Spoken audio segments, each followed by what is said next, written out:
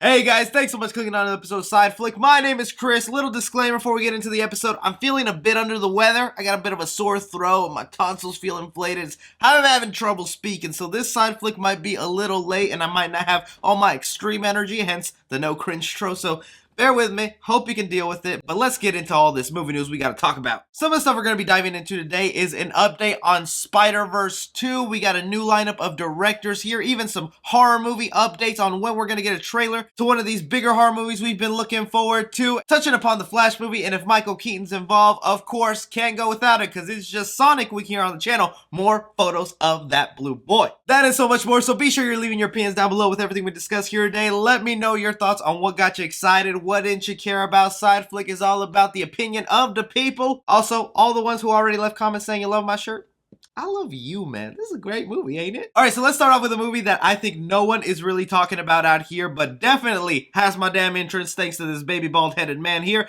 Deadline is reporting that Rock'em Sock'em Robots is getting a live-action interpretation with none other than family man Vin Diesel. I think a lot of people are probably familiar with Rock'em Sock'em Robots. They're a popular toy that's been around ever since the 60s. It's just the red and blue boy that fight each other, and first one to knock its head up wins. They appeared in Toy Story. Heck, they even had Funko Pops, and I thought about getting them, but I was like, what do I ever need to talk about Rock'em Sock'em Robots on the channel?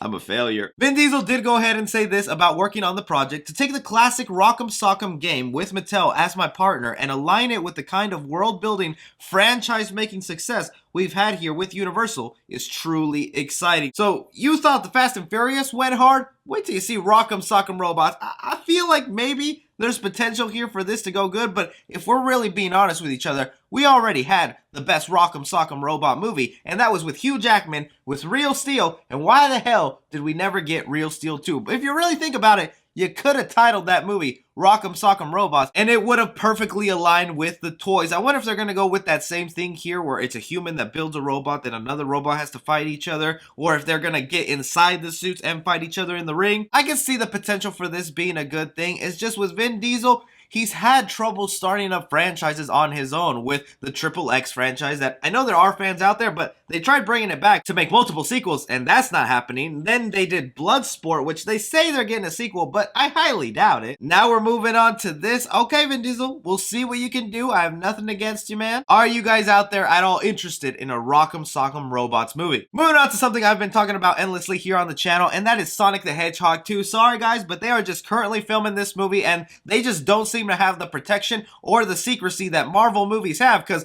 everybody and their grandmother is able to take videos and photos of what is going on the set of Sonic Movie 2. But to get you caught up, we've already seen our first look of Jim Carrey and what he's going to be looking like as Robotnik, bald and with the wacky mustache. And then we got the Peace Day Resistance, the lineup photo of Sonic, Tails, and Knuckles, confirming that they're part of the movie, because we have here their physical models that they use as a reference to replicate light whenever they make the CGI creatures. Well, even more photos have come out of this scene, and there's something I definitely wanted to talk about. For one, we have this TikTok posted up from a user that got a back shot of the trio standing on top of a hill. You could definitely tell this is going to be in the trailer. Like, I 100% bet this will be the ending thing they show in the trailer, is just Sonic front and center, them in the back, a down angle shot going, "We gotta save the world." That's what it looks like right here. Just that epic Avengers style shot for the Sonic movie. Not only that, the thing that made me giddy with excitement as a fan of the video games, people also got photos of them doing their spin dash attack that these characters are famous for. So once they're done posing like superheroes on top of that hill, whatever they're fighting off against, which is probably some big giant Robotnik monster, they're gonna be spinning down, and we're gonna see these furry boys attack. Really, everything is shaping up real nicely with this movie. We're still waiting on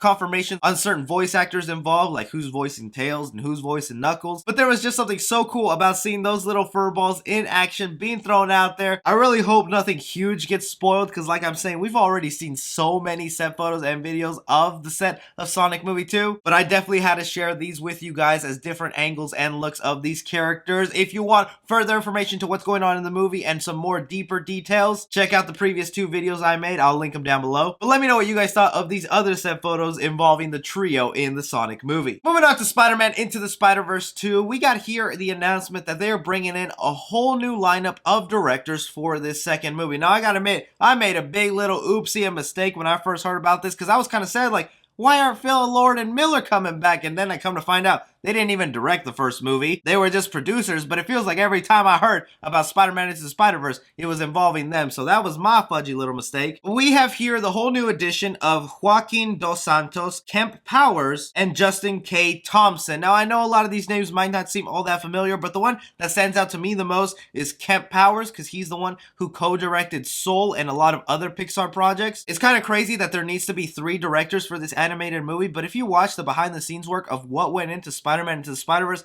there was a lot of work that needed to be done, so it kind of makes sense why you need 3 heads on this. Phil Lord and Miller are still attached as producers, but the main thing I wanted to bring this up is because I really like the feel and style of the first movie to now if you bring in 3 new creative heads, Spider-Man Into the Spider-Verse 2, I think, is going to feel like a very different movie with these guys now in charge. That kind of scares me, but it could be the thing to take the movie to the next level, because remember, at the box office, Spider-Man Into the Spider-Verse did not do all that great. It didn't do the numbers they were hoping for, but I feel like this time around, it will actually do a lot better than its predecessor. To me, I'm just waiting for the announcements of what Spider characters are being thrown into this movie, whether it's a cosmic Spider-Man, a punk Spider-Man, or if they're going to be bringing back some of the previous Spider-Man that we had in that first movie, like Nicolas Cage's Spider-Man Noir or Spider-Ham. This is still exciting because it's talented people, but I want to hear from you guys. How are you feeling on Spider-Man Into the Spider-Verse 2, and what is your dream characters that you want from the multiverse of the Spider-Man lineup? And I guess since we're on the topic here of comic book movies, we have to talk about something that has finally started production after years of being delayed, and that is The Flash. We did get released this little teaser trailer for The Flash that shows his logo with a hint of his costume and music involved in the movie. This is pretty awesome to know that they're currently making the movie right now, and heck, just like with the Sonic film, maybe we'll start to see some set photos or some leaks come out that we could definitely talk about with this movie. But the other thing I wanted to bring up with The Flash right here is we were all concerned,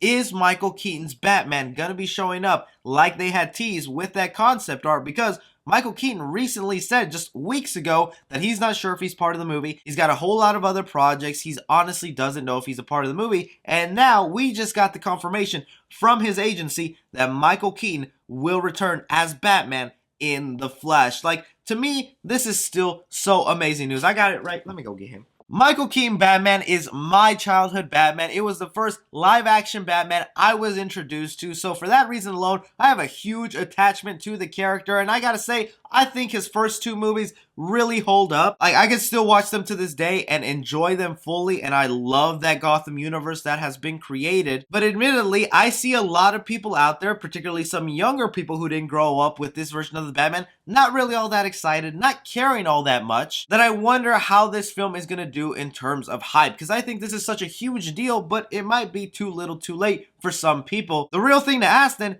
after this movie's over, will they bring Michael Keaton back in his multiverse, in his own Tim Burton universe, and expand that world out? Because there have been people begging for a Batman Beyond movie, which Michael Keaton's Batman would be the perfect age to start that up and get Terry McGinnis out there. Or will it be a one and done situation? I'm going to leave that question off to you guys. Now hearing that Michael Keaton is 100% confirmed for The Flash, what do you think the repercussions of this is moving on in the future with the DCEU? Talking about a couple horror movies here in the works right now that I'm definitely excited for, because as the months roll along, we are closer to October, closer to that spooky season. And one, we just got the confirmation that the Texas Chainsaw Massacre reboot that is set to be coming out this year is going to be rated R, which of course that's expected, but sometimes you never know with Hollywood. They want that extra cheddar, so they'll go PG-13. But not only that, but they are keeping the title of this reboot as just Texas Chainsaw Massacre. So it's like, don't we already have enough Texas Chainsaw Massacre movies? You couldn't think of a little bit more creative tagline? I guess it'll be fine. In the end, it's just a marketing thing to bring in new people to the theater, because if it's a Texas Chainsaw Massacre 2, which this technically is since it's a sequel to the first movie, but ignoring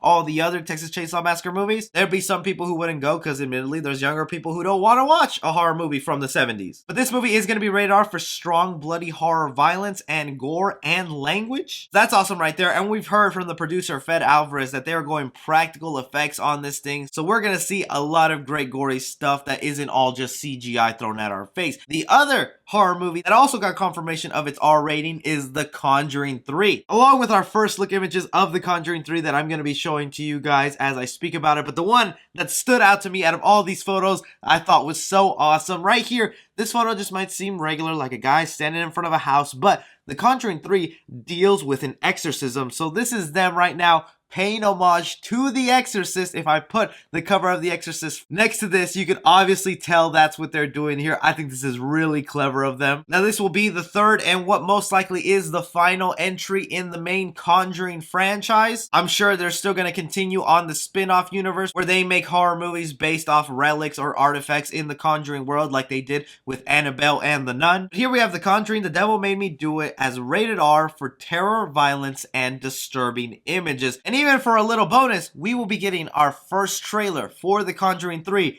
come tomorrow. That is April 22nd. Heck, if you're watching this the next day, then the trailer's already out. Was it good? And I gotta say, I'm really curious to see how this Conjuring movie turns out because it's the first main Conjuring movie not directed by James Wan. I really like James Wan as director, particularly a horror director. And it kind of sucks that he didn't return for this third movie. He's still attached as producer, but the third one is going to be directed by Michael Chavez, the man who brought us Curse of La Llorona. Now, immediately when I say that, a lot of people are not excited for this movie because they did not like Curse of La Llorona, but I think the directing of the scares in La Llorona was done really well that I think this guy could do good as long as the story is rich. But I'm sure we'll get all those questions answered tomorrow when the trailer comes out. For these horror movies getting their R-rated treatment, which are you most excited for and what do you hope to see in the Conjuring 3 trailer? But that is all the news we currently have going on right now, guys. I want to thank you so much for taking the time to watch this video. I appreciate all your faces. Smash that subscribe button, man. So close to 300K. As well as don't be forgetting to follow me on Twitter at 3C Film Review. But as always, I'm Chris.